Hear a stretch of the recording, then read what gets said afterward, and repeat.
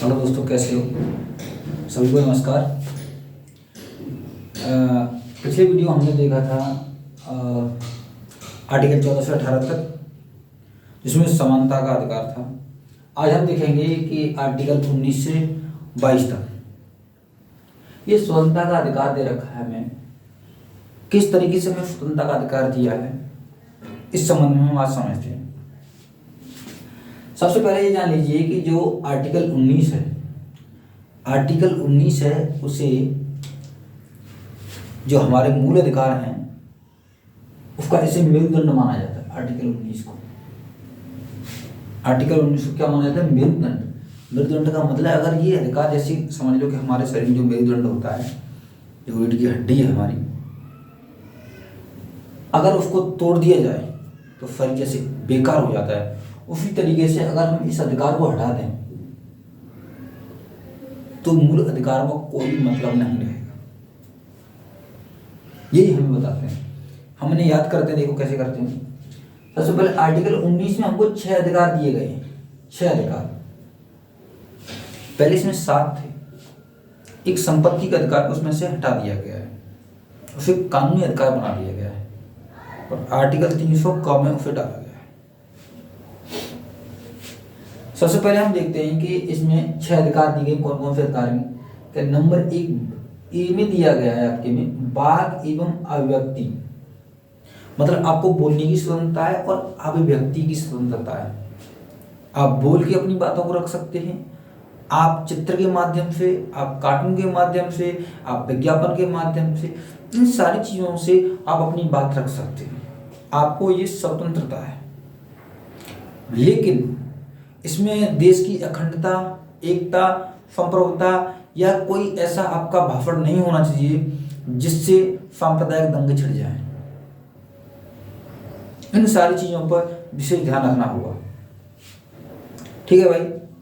इसके बाद देखते हैं हम कि हम कहीं भी अगर हमको कोई सम्मेलन करना है 19 के बी में, हम ऐसे याद रखते हैं, आपको तो ये रहेगा, बी फॉर, हम वेपन याद रखते हैं, बी फॉर वेपन। वैसे वेपन की स्पेलिंग डब्ल्यू से स्टार्ट होती है, लेकिन हम बी फॉर वेपन याद करने के लिए केवल बी फॉर वेपन, कि हम वेपन लेकर के कहीं भैया नहीं जाएंगे। और सम्मेलन वगैरह में हम जो सम्मेलन करेंगे, हम जो भी कोई धरना प्रदर्शन वगैरह करेंगे तो वो शांतिपूर्ण ढंग से करेंगे, जिससे कि लोगों को कष्ट न हो। तो बी फॉर वेपन, शांतिपूर्ण हथियार लेकर के, शांतिपूर्ण हथियार रहित सम्मेलन, मतलब हथियार लेकर के नहीं जाएंगे हम, सम्मेलन वहां पे कर सकते हैं, धरना प्रदर्शन वगैरह कर सकते हैं, कोई दिक्कत नहीं है, आपको करने का पूर्ण अधिकार है। ये आर्टिकल 19 के बी में दिया गया है। सी फॉर संघ, 19 के सी में दिया है सी फॉर संघ। याद करेंगे हमसे कि सी फॉर संघ बनाने का हमें अधिकार है। हम कोई भी ऑर्गेनाइजेशन बना सकते हैं, कोई भी हम छोटा मोटा कोई ट्रस्ट वगैरह बना सकते हैं, ये बनाने का अधिकार है। बशर्ते उसमें क्या होना चाहिए, उसका उद्देश्य होना चाहिए वो समाज के कल्याण के लिए होना चाहिए। ऐसा संघ मत बना दीजिए जो देश के लिए आतंकवादी की तरह काम करे, देश की एकता अखंडता को हानि पहुंचाए। इस तरीके का संघ नहीं चलेगा।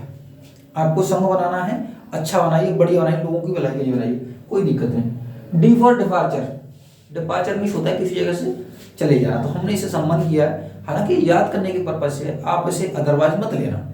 ठीक है भाई। तो ये क्या है कि घूमने का अधिकार है, डी फॉर डिपार्चर। हम कहीं भी घूम सकते हैं अपने देश के अंदर, हमें इस पर कोई रोक टोक नहीं है। हम कहीं भी अपने देश के अंदर घूम सकते हैं, इसमें कोई रोक टोक नहीं है। ई में हम देखते हैं इमिग्रेंट होता है, ये बसने का अधिकार होता है, बसने का अधिकार मतलब हम किसी भी जगह पर जाकर के बस सकते हैं। जम्मू कश्मीर में जाएं, चाहे नॉर्थ ईस्ट में जाएं, चाहे तमिलनाडु में जाएं, चाहे कहीं भी जाकर के बस सकते हैं। इस बात की हमें स्वतंत्रता है, और ये स्वतंत्रता हमें हमारे संविधान ने दे रखी है आर्टिकल 19 के तहत। और इसीलिए हम उसे मेरुदंड मानते हैं मूल अधिकारों का, कि भाई ये मेरुदंड है, ये नहीं हुआ तो हमारे मूल अधिकार बेकार है। ठीक है भाई। उसके बाद जी फॉर आजीविका। जी मतलब आजीविका। हम अपना काम करने के लिए कोई भी हम आजीविका अपना सकते हैं, लेकिन बात वही आती है, आप इनका मतलब स्वतंत्रता दे दें। इनका मतलब ये नहीं है कि आप इनका प्रयोग इस तरीके से करें कि देश के लिए हानि पहुंचे, देश के लोगों को हानि पहुंचे, शत्रु देश को उसका फायदा हो, ऐसा नहीं। आपको जो भी काम करने होंगे वो पूर्ण निष्ठा और ईमानदारी के साथ करने होंगे, जो देश के प्रति भलाई के उद्देश्य किए जा रहे हैं। ऐसा काम आप कोई नहीं कर सकते, इसका मतलब यही है। अब सरकार ने देखा कि अगर ऐसा काम कोई करने लग गया तो क्या करेंगे भैया हम, बहुत से ऐसे आदमी होंगे इसमें जो भाई इनका गलत फायदा उठाएंगे। तो गलत फायदा उठाएंगे तो उसके लिए सरकार क्या करेगी कि उन पर प्रतिबंध लगाएगी। बोले नहीं हम तुमको ये, तुमने तो हथियार लेकर के सभा करने लग गए, तो वहां पर पुलिस पहुंच जाएगी, मारपीट करके भगाएगी, आप तो सुप्रीम कोर्ट जाओगे। आप बोलोगे भैया आपने तो अधिकार दे रखा है हमें सभा करने का, तो हम सभा कर रहे थे, उन्होंने भगा दिया वहां से। आप बोलोगे हम वहां घूमने जा रहे थे और आप वहां पर बंदूक लेके घूम रहे हो, वहां पर लूट रहे हो, रोड होल्ड कर रहे हो रात में, तो बोले हम तो घूम रहे, तो बोले घूमने का अधिकार, तो ये बात सुप्रीम कोर्ट के पास पहुंची, इधर सरकार भी पहुंच गई, इधर तुम भी पहुंच गए सुप्रीम कोर्ट के पास। तो सुप्रीम कोर्ट ने एक शब्दावली निकाली, युक्ति युक्त निर्बंधन, ये कहाँ लिखी है 19 के क्लॉज 2 में लिखी हुई है, युक्ति युक्त प्रबंधन। ये इन्हीं सब के लिए बोला गया है कि भैया अगर ये बोला गया कि ये जो प्रबंधन होगा हम इसको 2 तरीके से लगा सकते हैं, एक तो तथ्यात्मक, एक प्रक्रियात्मक। इसे हम कैसे समझेंगे कि तथ्यात्मक क्या है, प्रक्रियात्मक क्या है। सुप्रीम कोर्ट ने बोला कि भैया सरकार से कि तुम ऐसा कोई प्रतिबंध मत लगा देना कि जिससे स्वतंत्रता का ही विनाश हो जाए। हाँ?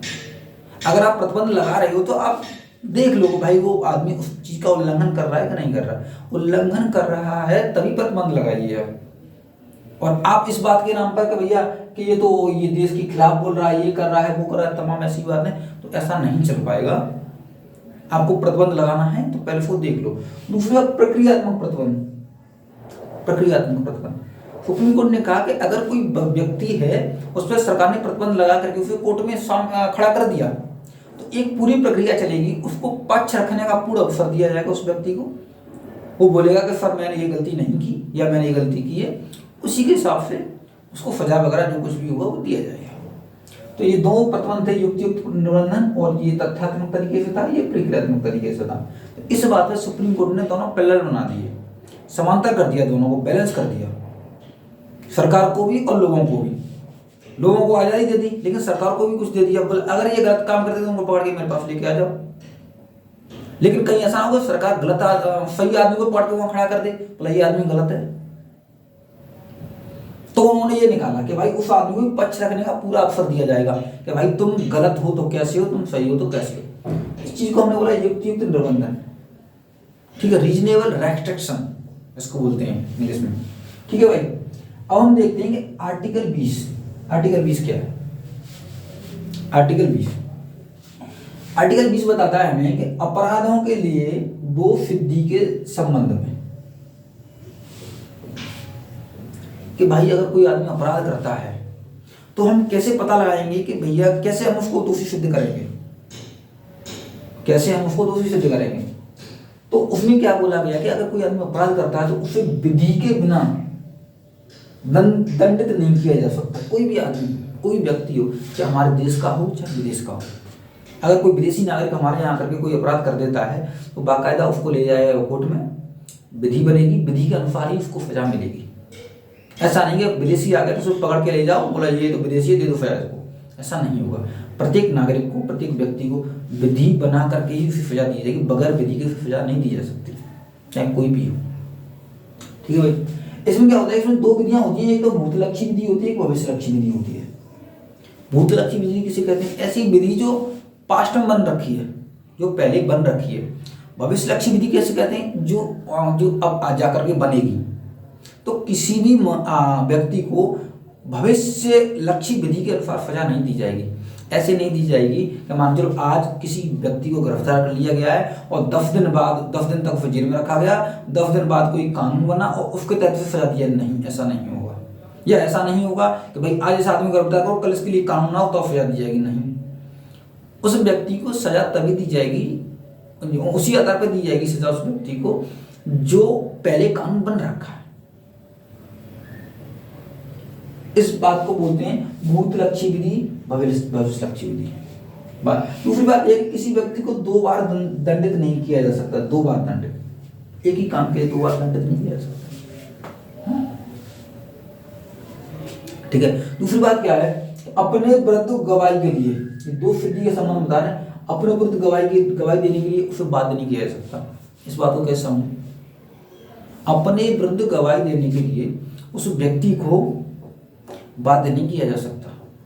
आपको पुलिस पकड़ के लेगी और पुलिस ने इतनी आपकी धुलाई की कि आपने तो वहां जाकर बोल दिया कि हाँ भैया ये चोरी मैंने की है, तो जज साहब इस बात को आप ही को नहीं मानेंगे।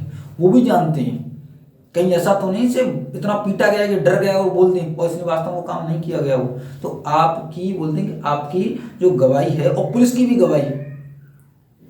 गवाही वहां पर मान्य नहीं है। वहां पर सबूतों के आधार पर काम चलता है। भाई सबूत दिखाइए, वकील बोलेगा, दोनों में बहस होगी, तब जज साहब निर्णय लेंगे उसका, तब आपको सजा मिलेगी। ऐसे नहीं है किसी को भी बोल दिया जाए। आपको कोई पुलिस पकड़ ले जाती है, आपको मार के तुरंत कबूल कर लो अपना जुर्म कि हाँ भाई ये काम मैंने किया, चाहे आपने नहीं किया, और जैसे आप कोर्ट में जाओ उधर मना कर दो। लेकिन उसमें भी अलग अलग चीज़ें होती हैं। फिर वो आपको ले लेगा, फिर वहाँ फिर एसपी साहब पत्र लिखेंगे मजिस्ट्रेट के, आपको दोबारा बुला लेंगे कि सर हम उसको थोड़ा उसमें कस्टडी में लेना चाहते हैं। पुलिस कस्टडी में दो तरह की कस्टडी होती है, एक तो पुलिस कस्टडी, एक जुडिशियल कस्टडी। जुडिशियल कस्टडी में ज़्यादा तो आपको कहाँ भेज दिया जाता है? जेल में। पुलिस कस्टडी में कहाँ भेज दिया जाता है? आपको पुलिस थाने में। पुलिस कस्टडी बड़ी काटना बड़ा मुश्किल होता है, क्योंकि उसमें आपसे सबूत मतलब लेने के लिए आपको तरीके के टॉर्चर किए जाते हैं उसमें, और सारे तरीके के। तो पुलिस कस्टडी में भेजने के लिए जज साहब भी बोलते हैं, जज साहब उसमें साइन करेंगे तब देंगे। पुलिस कस्टडी में मांगता कौन है? एसपी साहब। जज साहब के पत्र कहेंगे श्रीमान इस आदमी को हमें चाहिए कि हम कुछ सबूत वगैरह इससे कोई क्लू वगैरह मिल जाए तो बढ़िया है सबूतों का, तो हम उस आधार पर आगे की कार्रवाई बढ़ा सकें। खैर हुआ छोड़िए, वो दूसरा टॉपिक है, देखेंगे उसको। ठीक है, तो विधि हो गया।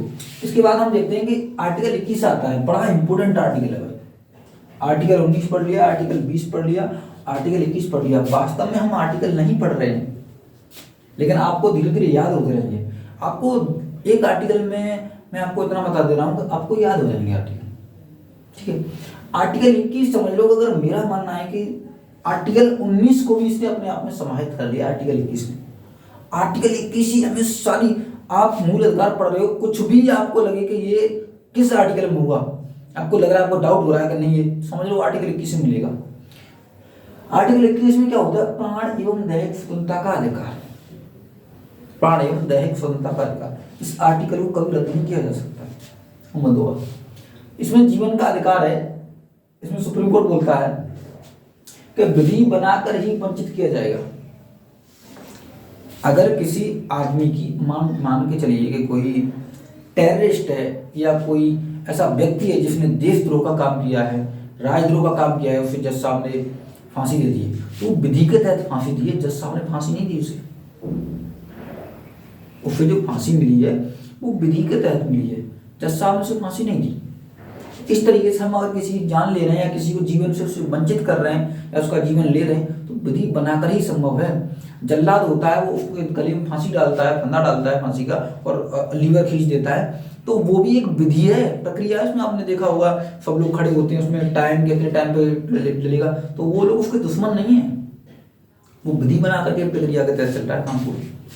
दूसरी बात, इसी केस में क्या हुआ था, इसी मामले में आर्टिकल 21 के मामले में मेनका गांधी जी थी, उन्हें भारत संघ, मेनका गांधी वर्सेस भारत संघ बात था, तो 1978 में आया।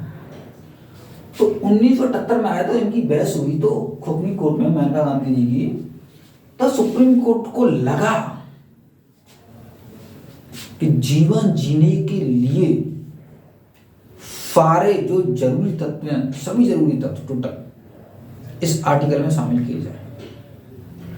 और आप यकीन मानिए इसमें 36 विषय, इंटरनेट का अधिकार, शिक्षा का अधिकार, घूमने का अधिकार, फिरने का अधिकार, इतने जितने भी अधिकार हैं, आने का अधिकार, जाने का अधिकार, सारे इस आर्टिकल में दे रखे।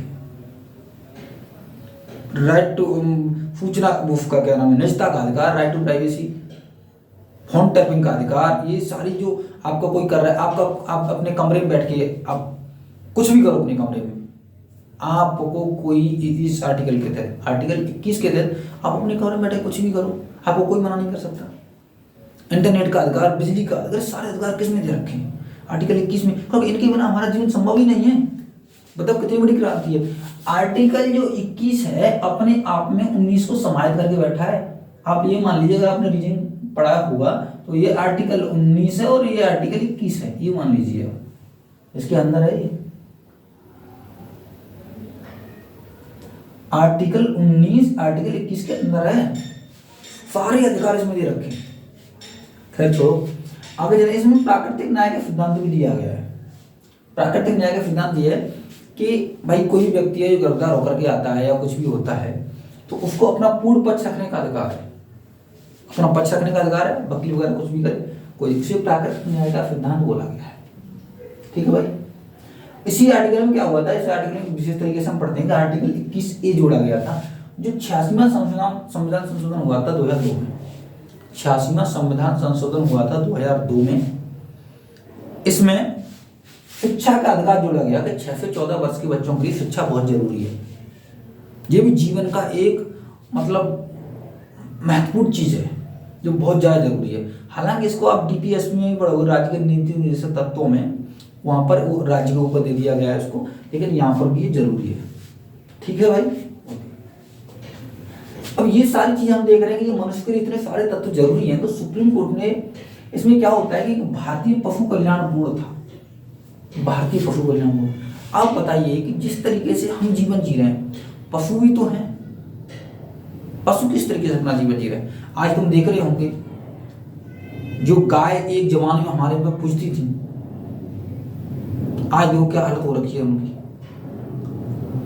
पशुओं को अगर हमें उनसे कुछ मिल रहा है तो हम उनको संरक्षण दे रहे हैं, नहीं मिल रहा तो मार के भगा दे रहे हैं, आखिर एक दिन विलुप्त हो जाने।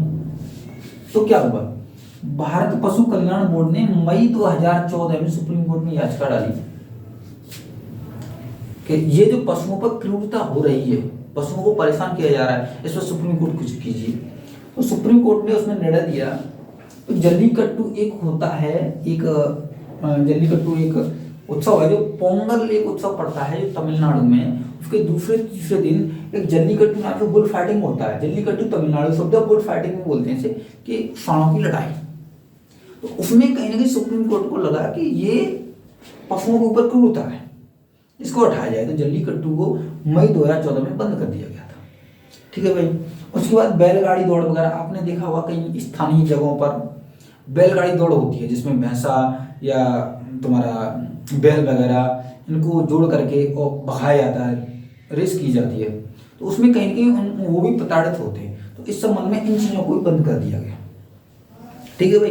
तो जैसे हम जीवन जीना चाहते हैं उसी तरीके से पशु भी जीवन जीना चाहते हैं। तो आर्टिकल 21 देख लो अपने आप में कितनी बातों को समाहित करके बैठा हुआ है, तमाम विषय आर्टिकल 21 के अंदर दे रखे। ठीक है भाई। अब हम देखते हैं आर्टिकल 22 क्या है। आर्टिकल 22 है कुछ दशाओं में गिरफ्तारी और निरोध से संरक्षण। कुछ दशाओं में गिरफ्तारी और निरोध से संरक्षण कि भैया आपकी गिरफ्तारी, मान चलिए कि आपको किसी ने गिरफ्तार किया है, पुलिस आई आपके घर पर और पुलिस ने आपको गिरफ्तार किया, तो भाई संविधान में तो ये बात लिख रखी कि वो आए तो आपको कार्ड बताए, कार्ड बताए, एक अरेस्ट मेमो बनाए। अरेस्ट मेमो क्या होगा कि जो ऑफिसर होगा जो कोई आपको गिरफ्तार करा उसके साइन होंगे, आपको कार्ड बताया जाएगा। लेकिन ये सब नहीं होता है। संविधान की बात और होती है, ग्राउंड में चीजें और होती हैं, कहाँ हो रहा है। ठीक है। तो उसमें क्या होगा, आपको वकील कार्ड बताया जाएगा, आपको बोला जाएगा आप जो भी अपना अच्छा का वकील कर सको आप वकील कर सकते हो, प्लस 24 घंटे के अंदर आपको न्यायालय में पेश करना होता है। तो ये क्या होता है कि गिरफ्तारी के संरक्षण में निरोध होता है, निरोध से संरक्षण होता है। कहीं ऐसा ना हो कि पुलिस आपको 1 महीने तक अपने पास ही रखे, कोर्ट में पेश ही नहीं कर रही है, तो ये अधिकार नहीं दिए गए। आपको उधर पुलिस को पहुंचाना ही होगा कोर्ट के अंदर। ठीक है। आर्टिकल 22 का 3 कहता है कि इसे निवारक निरोध में रखे। इसमें क्या होता है, 2 चीजें दी गई हैं आर्टिकल 22 के खिलाफ चिन्ह में। स्पेशल इसे किस लिए लेके आया हूँ, आर्टिकल 22 के खिलाफ चिन्ह होता है निवारक निरोध में रखे गए व्यक्ति और विदेशी शत्रु। इनके लिए ये चीज जरूर नहीं है कि इनको वकील वगैरह ये 24 घंटे के लिए ऐसा किया जाए, ये सारी चीज इनके लिए जरूरी है। लेकिन हाँ, तो निवारक निरोध में रखे गए अपने व्यक्ति अपने देश के, उनको कार्ड बताया जाएगा भाई आपको इसलिए यहाँ पर डिटेंशन में रखा गया है। ठीक है। इसकी जो निवारक निरोध होता है 3 महीने से ज्यादा आपको इसमें नहीं रखा जा सकता। अगर 3 महीने से ज़्यादा आपको इसमें रखा जा रहा है निवारक निरोध में, तो उसका अध्यक्ष कौन होगा? हाई कोर्ट का न्यायाधीश होगा। वो एक समिति बनाएगा, उस पर साइन करेगा कि हाँ भाई अब आप इसको 3 महीने से 3 महीने के लिए ज़्यादा रख सकते हो। ठीक है। निवारक निरोध का मतलब क्या होता है? निवारक निरोध का मतलब होता है हमें किसी ऐसे आदमियों पर शक है जो अव्यवस्था फैला सकते हैं, सांप्रदायिक दंगे करा सकते हैं, जिससे देश की संप्रभुता, एकता, अखंडता को नुकसान पहुंच सकता है। ऐसे व्यक्तियों को पहले ही सरकार अपने कब्जे में ले लेती है बगैर कुछ कहे, बोले भाई तुम आ जाओ। तो अगर उनको खुला छोड़ दिया गया तो वो पक्का ऐसा कुछ न कुछ कर देंगे। तो इस चीज़ को बोलते हैं निवारक निरोध, पहले ही उसको अपने कब्जे में ले लेना। ठीक है। अच्छा, ये अब देख लीजिए, अपराध को रोकने के संबंध में संदेह के आधार पर आपको गिरफ्तार कर सकती है, नजरबंदी के आधार पर गिरफ्तार कर सकती है। क्या ऐसे कभी कानून बने जो निवारक निरोध से संबंधित हों? तो हाँ भाई बने। कब बने? निवारक निरोध के कानून होते हैं। एक एक्ट बना था Misa act, maintenance of internal security act 1971 में। ये कब बना था? ये बना था इंदिरा गांधी जी के समय में। इसलिए सरकार को इतनी पावर दे दी थी कि सरकार किसी को भी पकड़ करके डाल देती थी जेल के अंदर। यहाँ तक कि इनको अपोजिशन के लीडर थे इंदिरा गांधी जी के, उनको सबको डाल दिया, मीडिया कर्मचारी, कोई भी मिजाज को डाल देना उनको। ठीक है। 1971 बना था। 1975 में आपातकाल का चल रहा था, उसमें लगाया गया था। मीसा के बाद क्या होता है? जनता पार्टी की सरकार आती है। ये 39वें संविधान संशोधन द्वारा बनाया गया था। जनता पार्टी की सरकार आती है, जनता पार्टी 44वां संविधान संशोधन करती है 1978 में, और इस मीसा को हटा देती है। ये भी एक तरीके से, ये क्या होता है? ये निवारक निरोध कानून होते हैं, ये कहीं ना कहीं मूल अधिकारों का हनन करते हैं, इसलिए हम इन्हें मूल अधिकारों के अंदर पढ़ते हैं।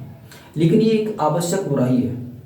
ये क्या करते हैं? देश की एकता, अखंडता को ये बचाते हैं, लेकिन इनका ज्यादा मिसयूज होने लग जाता है, इसलिए इनको समय समय पर समाप्ति किया करते रहते हैं। उसके बाद आता है राफुका, राष्ट्रीय सुरक्षा कानून 1980 में। रास्को आता है, राष्ट्रीय सुरक्षा कानून आता है 1980 में। हालांकि आपने याद कर लीजिएगा। एक आता है टाड़ा, आतंकवादी एवं विध्वंसक गतिविधियां। ठीक है। आतंकवादी एवं विध्वंसक गतिविधियां जब इंदिरा गांधी जब वहां पर चली थी, अभी आपने देखा होगा जो अमृतपाल चल रहा है न्यूज में बहुत ज्यादा, ये उसी से संबंधित है टाड़ा। ये अमृतपाल चल रहा है वो जनरल सिंह भिंडेरवाला के नक्शे कदम पर चल रहा है। जनरल सिंह भिंडेरवाला इतना बड़ा अपने आप में आतंकवादी बन गया था कि उसे मारने के लिए इंदिरा गांधी जी ने ऑपरेशन ब्लू स्टार चलाया था और सेना को खुली छूट दे दी थी। उसने अमृतसर टेम्पल को अपना अड्डा बना लिया था। वो खालिस्तान की मांग कर रहा था, बोला हमें खालिस्तान चाहिए। उसमें इतना बड़ा खून खराब हुआ, बहुत बड़ा। तो उसमें खून खराब हुआ और यहाँ तक कि आर्मी को टैंकों की सपोर्ट लेनी पड़ी, प्लस एयर अटैक भी करना पड़ा। इससे जो सिख लोग हैं हमारे, उनको बहुत बड़ा धक्का लगा के उनका जो पवित्र स्थल है अमृतसर टेम्पल, वहां पर इस तरीके की गतिविधियां हुई, बहुत ज्यादा खून खराबा हुआ था उसमें। तो उसी के चलते हुए इनके जो बॉडीगार्ड थे जयंत सिंह और विजयंत सिंह इंदिरा गांधी जी के, उन्होंने इंदिरा गांधी जी को गोली मार दी और इंदिरा गांधी जी एक्सपायर हो गई। ठीक है। हालांकि इस कानून को 1995 समाप्त कर दिया गया था। ये सारे कानून किस लिए हम पढ़ रहे हैं? ये इसलिए पढ़ रहे हैं कि ये ऐसे कानून बनाए गए थे कि हमें जो लोगों को शक रहेगा उनको हम पहले गिरफ्तार कर लें। निवारक निरोध कानून तो कहीं ना कहीं ये मूल अधिकारों का हनन कर रहे हैं कि नहीं कर रहे, लेकिन ये आवश्यक बुराई भी है। जनरल सिंह भिंडेरवाला इतना बड़ा आतंकवादी बन गया तो वो निकलना नहीं चाहता। अब ये अमृतपाल, ये खालिस्तान की मांग कर रहा है। कहाँ दो ही में रहता था अमृतपाल, ट्रांसपोर्ट का काम करता था, इधर आकर के मांग कर रहा है, अभी भागता फिर रहा है, पुलिस से बचता फिर रहा है। इतना बड़ा शेर था तो क्यों चूहे की तरह छिप रहा है? क्यों तोड़ना चाह रहा है पंजाब को? क्यों बनाना चाह रहा है खालिस्तान? पोटा आया था, पोटा आतंकवादी गतिविधि निरोधक कानून 2002। ये आया था 2001 में, हमारी संसद पर हमला हुआ था। उसी समय वर्ल्ड ट्रेड सेंटर पर जो है अमेरिका का, उस पर हमला हुआ था। इस संदर्भ में देखते हुए पोटा आया था। हालांकि इसे अब समाप्त कर दिया गया पोटा को। अभी जो कानून चल रहा है हमारे यहाँ पर, वो गैर कानूनी गतिविधि अधिनियम 2008, गैर कानूनी गतिविधि अधिनियम 2008 चल रहा है। ठीक है, गैर कानूनी गतिविधि जो अभी भी उसमें है, प्रभाव में है अभी भी, तो वो चल रहा है। बाकी इन कानूनों को सबको समाप्त कर दिया। एक आपसा एक्ट था 1958 जो arm forces special power act था 1958, जो इधर आपका नॉर्थ ईस्ट की तरफ चलता था, जिसमें जो इस सिक्योरिटी फोर्स थी उनको पावर दे रखी थी कि वो किसी के घर में चेकिंग वगैरह कर सकते हैं। हालांकि इनका मिसयूज भी हुआ है और काफ़ी हद तक इन्होंने देश की एकता अखंडता को बचाया भी है। तो हम इस संदर्भ में पढ़ेंगे। आई होप, मुझे लगता है कि आप लोगों को समझ में आ गया होगा। अगर समझ में आया है तो आप जानते हैं आपको क्या करना है। ठीक है भाई, आगे हम समझेंगे नेक्स्ट वीडियो में अपने में आर्टिकल 22 के बाद में और 25, उसके बाद हम समझेंगे और जो रिट जारी करता है सुप्रीम कोर्ट, बंदी पदच्छीकरण वगैरह है, उत्प्रेषण है, प्रतिषेध है, इन चीज़ों के बारे में समझेंगे। और धन्यवाद। अपनी पढ़ाई को, स्टडी को कंटिन्यू रखिए और एक दिन आपको सफलता मिलेगी। तो इसी के साथ मैं अपनी वाणी को विराम देता हूँ। धन्यवाद।